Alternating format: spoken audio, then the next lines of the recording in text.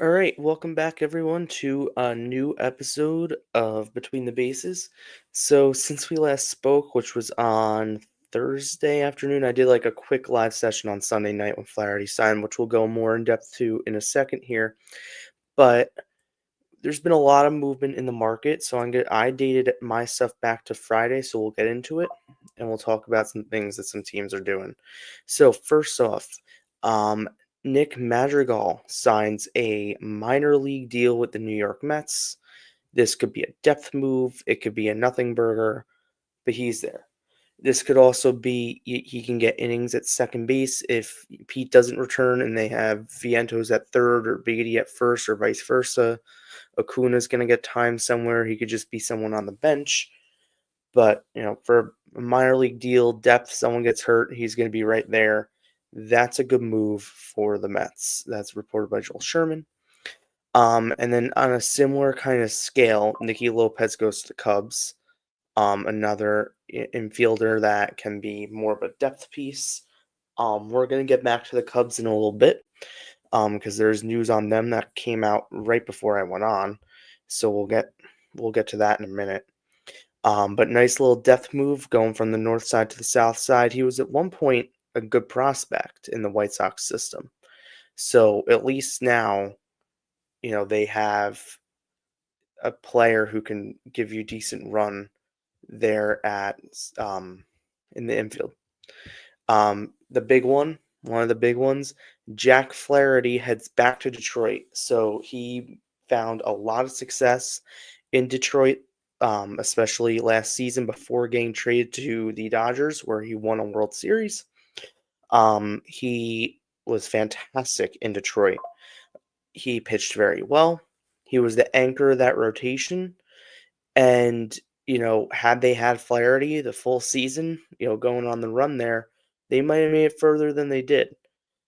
So that's always something to think about. I like this move. Detroit continues to be sneaky productive, very sneaky productive in their free agent signings and acquisitions. They've been doing a lot of good things. They've done some okay things. They brought in Torres to bolster the infield, Canely. They brought in Matthew Boyd. They brought in Jack Flair. Oh, they didn't bring in Boyd. They brought in Flaherty. Obviously they have Scooble. So they're a good team. They're a sneaky team. You know, for those who don't know, and you see the giant flag behind me, I'm a Yankee fan, but I pay attention to all of baseball, which is why I do this podcast as well.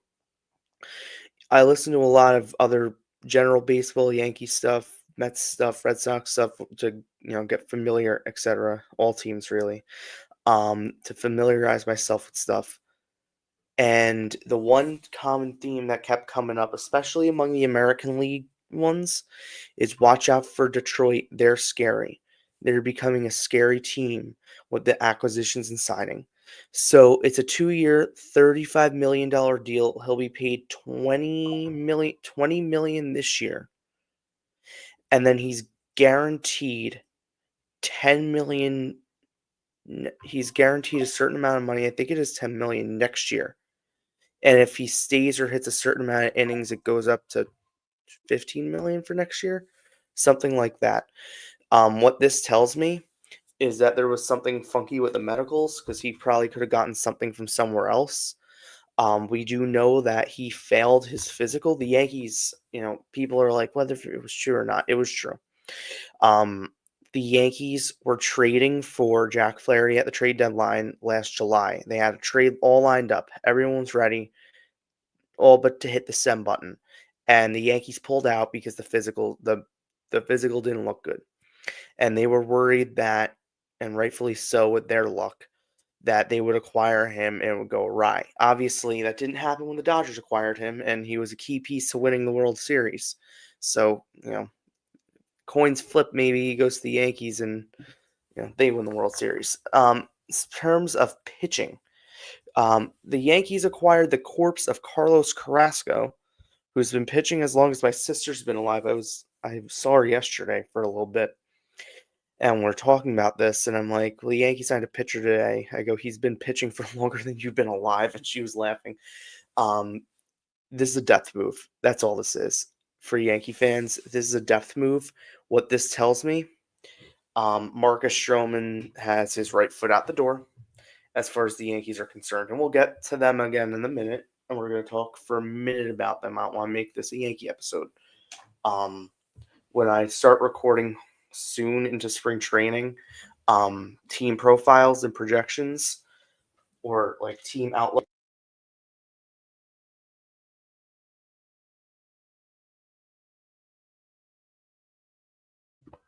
My mic got unplugged. I don't know what happened.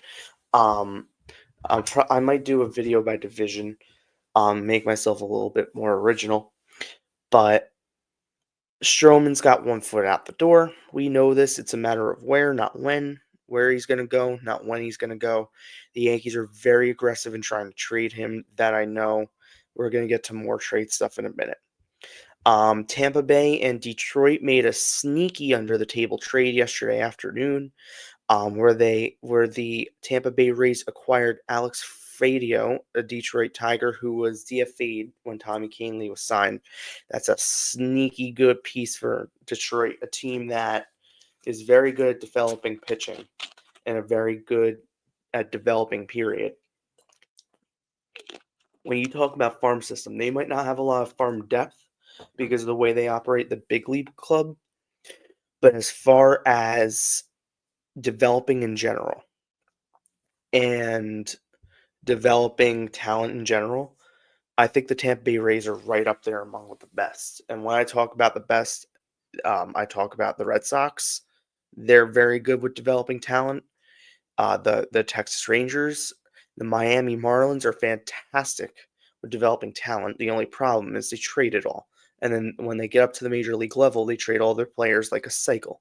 But look at all the players that they drafted and developed over the years. They're very good at that. The Mets, I guess, have a good farm system. Not the best, but they have a solid one. And, other teams in the mix there. But definitely like the Red Sox, the Rays, the Marlins, a lot of those mid-market teams draft and develop very well. I guess you have to. Well, you can't really afford to spend big on free agents. And yeah, I'm putting Boston in the mid-market tier. We'll get to them in a minute. So good for that. Breaking news came into the baseball world yesterday. I wrote an article on this morning. But Pat Hoberg, who was one of the best umpires in baseball.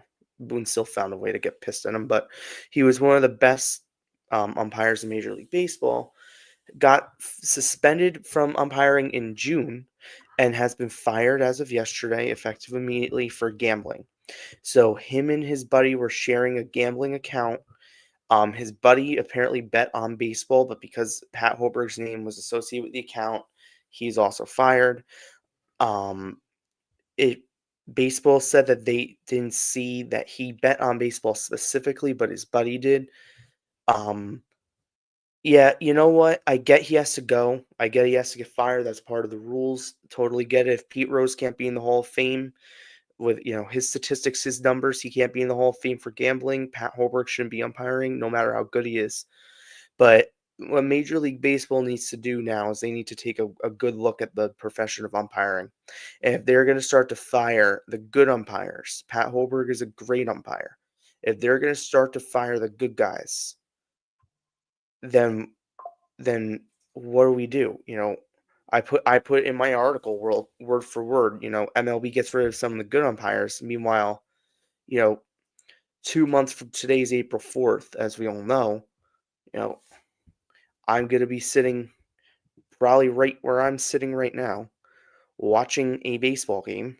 I will probably on April 4th, I will be sitting here and watching the Yankees and the Pirates play at PNC Park, and I'll probably have about 5 other games on my laptop and iPad, and I'll be watching that, and I'll be fixated on the TV and looking around, and at some point, it's gonna be probably Hunter Wendelstedt or some shit, and he's gonna say something or yell and scream or call a pitch that's 7 feet off home plate.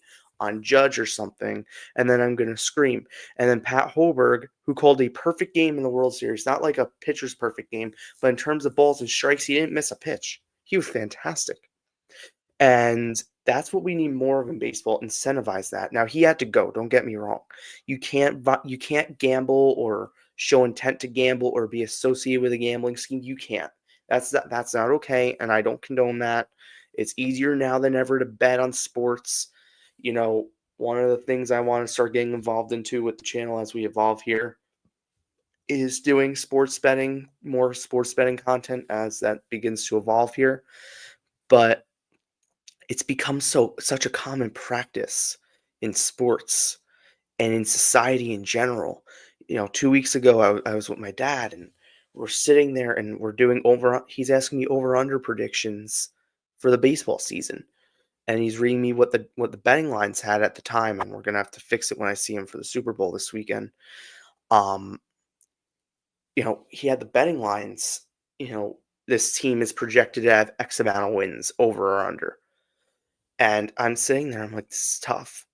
But I analyze this so I know, but that's such my example, and I know I'm talking a lot. My example is that's just a common practice now in sports and in general is gambling. The Super Bowl on Sunday. Everyone bitch moaning and complaining about the Kansas City Chiefs and the calls that are going their way and against everyone else. While yes, I understand. Um, and yeah, I can be put in this category too. That I was kind of pissed that the Bills lost that game because that was a first down. But more than that, people are pissed because they bet on it. I'll give an example. Dave Portnoy, president of Barstool Sports, put $1 million bet on, or more than a million. I think it was 1 million. Let me get that number. On the Bills to win the Super Bowl. And obviously that didn't happen. It was $1 million. I was correct. $1 million to get back 5.5 million was the bet. But what I'm saying is people are impacted on that. Now, obviously, $1 million for him is like $100 for me. It's a lot of money, but you can make it up. $50 for me, $100 is a lot of money. $10 for me. Let's be real. Let's be real in this economy. $10 for me is like $1 million to him. He has a lot of money, but obviously it still hurts. He'll make that up in an hour the way he works. But still, gambling has taken such a primary toll on society in general and on the sports betting world. And there's a whole market now for sports betting. And while it's cool to see certain things, and you might be the one person to bet this run, or my aunt who's a bartender, does pools and stuff, baseball season, and things will come up. We'll be down there, and it'll be you know guess this, guess that. And, when the Yankees walked off Toronto, DJ walked off Toronto, we hit it because it was like 3-2. It was like a weird thing with the amount of hits.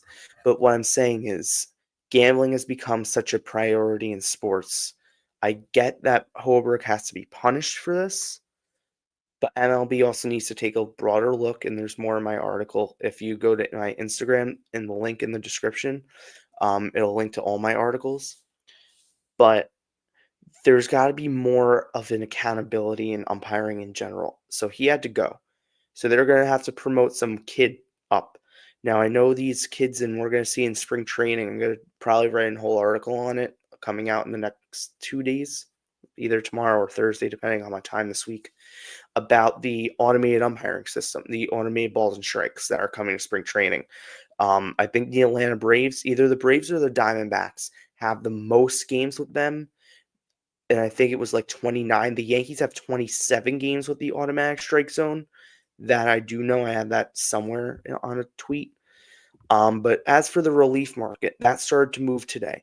So Danny Columb heads to the Twins. So Minnesota's been kind of silent this offseason, so it was nice to see them do something. Danny Columb is a very good piece for them. John Heyman with the news. This is pending a physical. It is a 1-year deal with a club option for a second year, I believe. And it was a $3 million deal. And I was looking at that depth chart, he might be their closer. They didn't have one listed on MLB.com, specifically for closer, but I was looking at their depth chart earlier preparing for this. I have to say, Minnesota bullpen is scary daunting. When you look at some of the names on there, I'll get it up here and rattle off a couple. They're kind of daunting, that bullpen. They have now four lefties, so one might get moved. They might need another starting pitcher. Enter Brian Cashman, and the Yankees need a controllable an infielder, Willie Castro. But they might be able to shred a lefty reliever, and get some other prospects. But in terms of relief pitching, they don't have Danny on the 40-man on the depth chart yet because they haven't made the official. But they have Johan Duran, Griffin Jacks, Brock Stewart, Cole Sands, Louis Varland, Justin Topa, Jorge Alcala, Cody Furbunk, Michael Tonkin, and Emerson Castellano.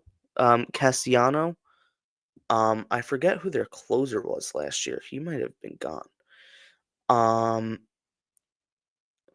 This guy was in their bullpen. He only pitched like 2 innings. I'm trying to find if someone in the chat knows who the closer was for Minnesota last year. That'd be great. Because I'm not finding on their site that they have a closer. But what I do know is that bullpen has the ability to be scary. Speaking of scary bullpens, I said I was going to revisit this. I'm not going to go full Yankee mode. If you want me to go full Yankee mode, either probably Thursday night, I'll do my Yankee Content Central podcast for the week. I'll go over the bullpen. I'm obviously getting reacclimated to the semester here, so I'm trying to juggle everything going on. But Tim Hill today, perfect on my break. I was able to get stuff done on it. Signs a 1-year contract to stay with the Yankees. 1 year, $2.85 million with a club option for 2025. There was some confusion on the contract. Passan reported it, and I'm going to read how Passan reported it. 1 year, $2.5 million with a club option for 2026. That would add $350K. So meaning it would be $2.5 million this year.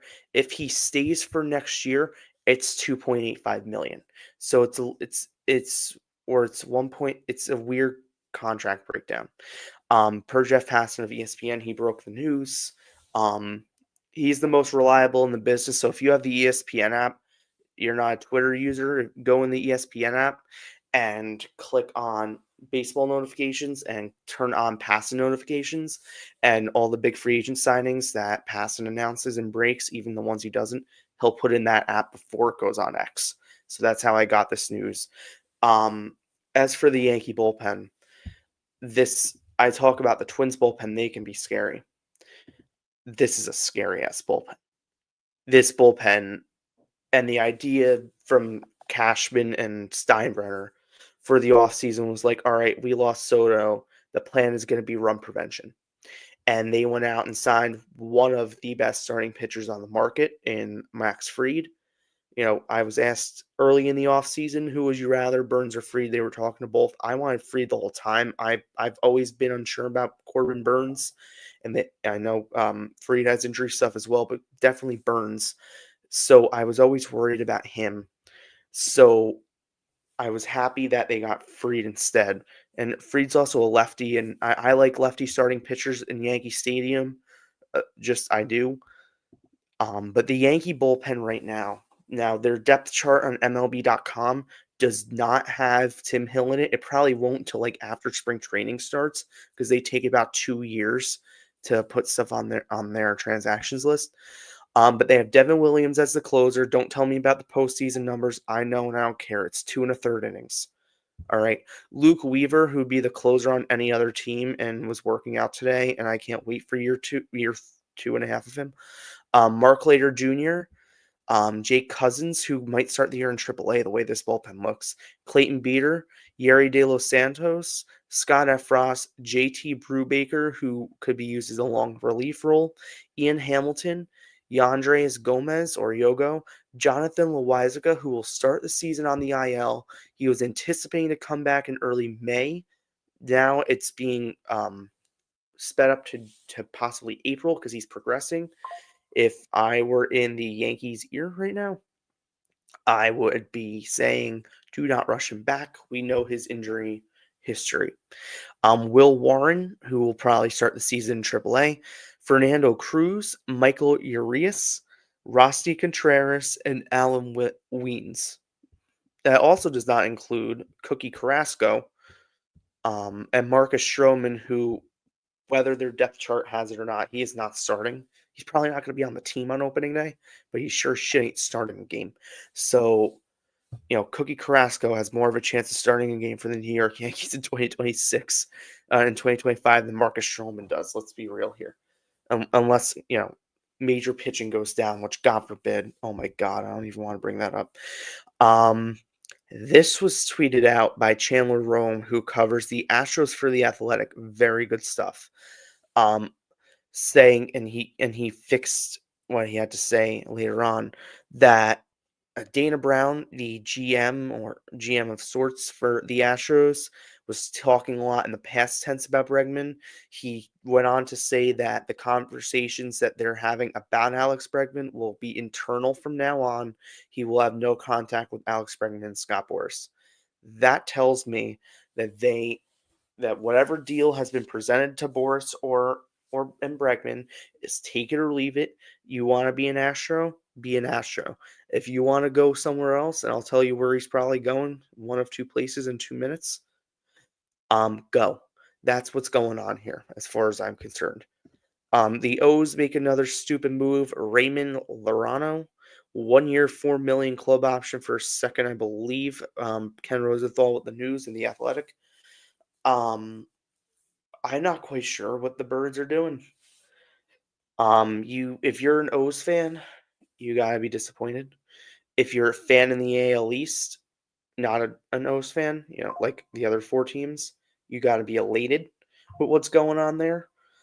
They lose Santander and Corbin Burns. They replace it with Charlie Morton, Raymond Lorano, and Tyler O'Neill.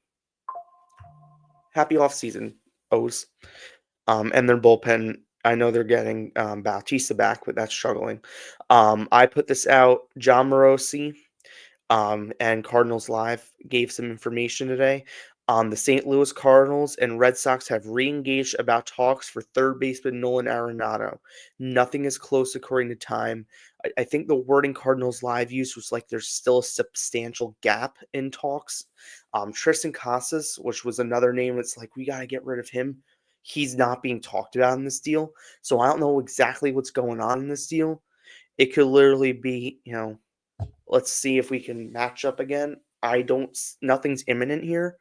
We also know that a deal can get done while we're on. This was 4 hours ago. You never know in baseball. You truly don't. To me, I don't see anything imminent here. I don't see anything happening right now while we're on. But this goes back to the Bregman thing. Are they now out on Bregman? Is Boston now feeling like, okay, well, if we're not going to get Bregman, we should try for Arenado? Or is this just a ruse? I had a Cardinals fan say something in a chat before, and it's like this, they're just using us. Like, this is totally leverage Boras and Bregman of like, if you want our deal, take it. If you don't, we'll figure it out. As a fan of the AL East, who would I rather get? Neither. Who would I rather them get? Neither. But either one would be good for the Red Sox. I saw that the projections that came out yesterday. Let's talk about that for a second. Who came up with those? Those were awful. I'm going to use Fangraphs for mine. I use Fangraphs for all my projections that I'll bring up and all my projections that I'm going to bring up in the coming weeks on everything going on in terms of baseball. I don't understand. I really don't get anything that one had. They all looked stupid. like, I'm looking at it, I'm like, number 1, the Yankees were scheduled to be or supposed to be, and they should be, the best team in the American League with 89.7 wins. You don't think this team's winning 90 games? We got problems. Now, if they have a July like they did last year, then alright, fine, I'll come down to that. You don't think any American League team's winning 90 games or close to it? 89.7 is 90. Which means the O's win 90 as well because I think they were 89.4, so they're 89 because they round down.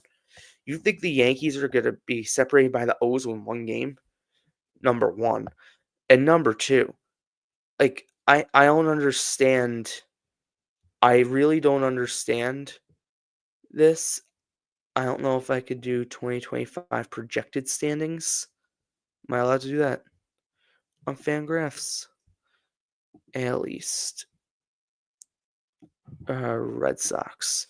Let's see what the Red Sox are projected at for the 2025 season.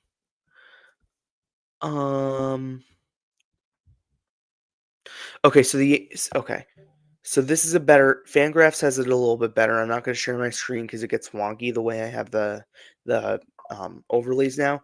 But they do have the Yankees as a top 3 team in baseball, and the O's are 5. The Phillies separate the two. So that looks a little bit better. Let me see. 2024 projected standings. This is 24. Do they have 2025 standings? 2025 I'm gonna Google it. Because I want to get this right. 2025 projected MLB standings. Because that app was awful. So, am I on the page? AL East.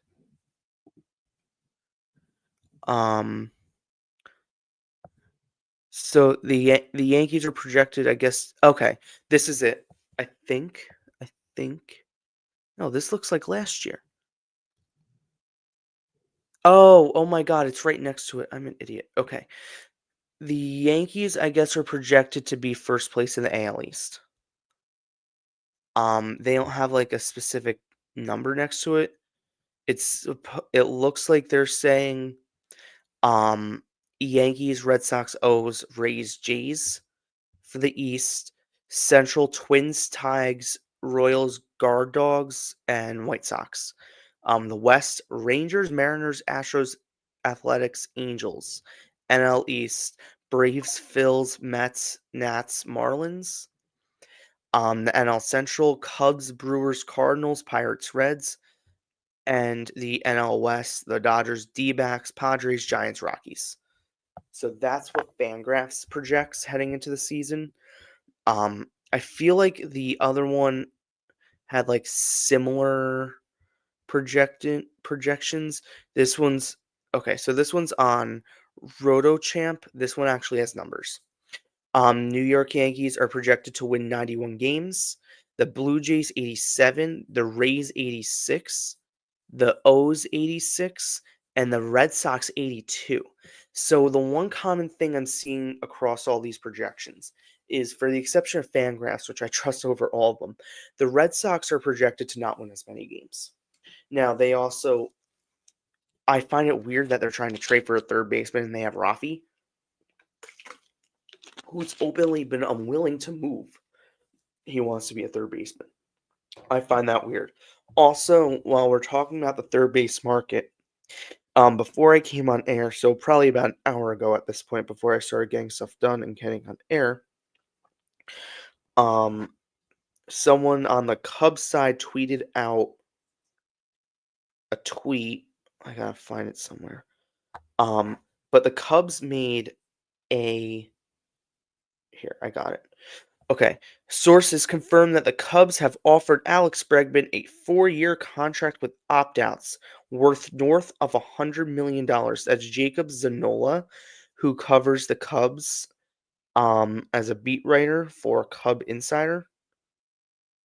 I guess that's a it's a media site out in Chicago. Um, they cite um Matthew Trueblood, who has who covers the Brewers, Twins, and Cubs, and then Northside Baseball, who also covers the Cubs.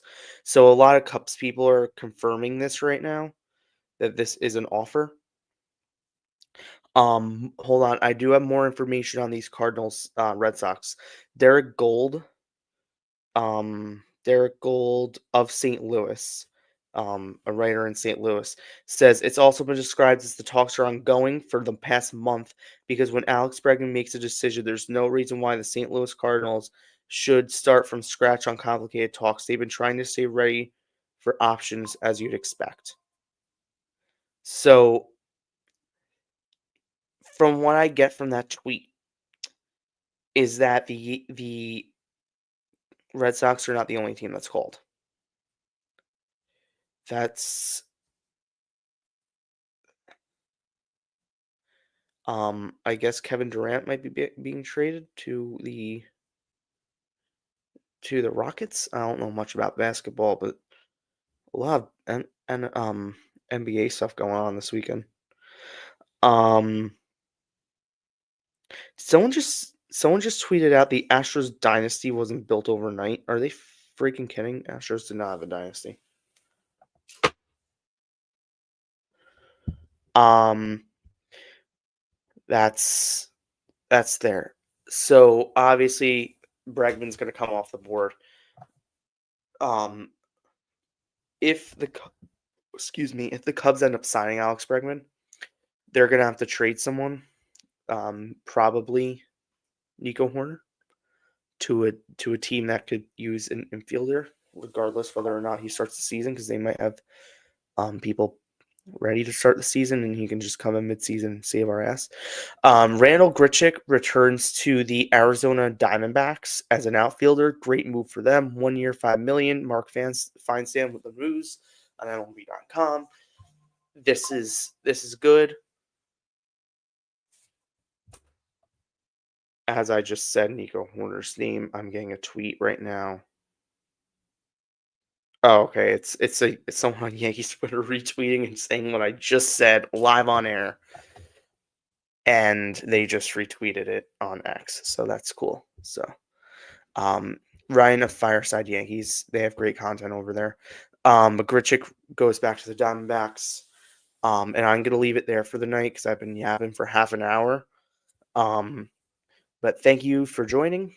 Subscribe, follow on social media, and I'll come on next time I need to come on. So thank everyone and have a great day.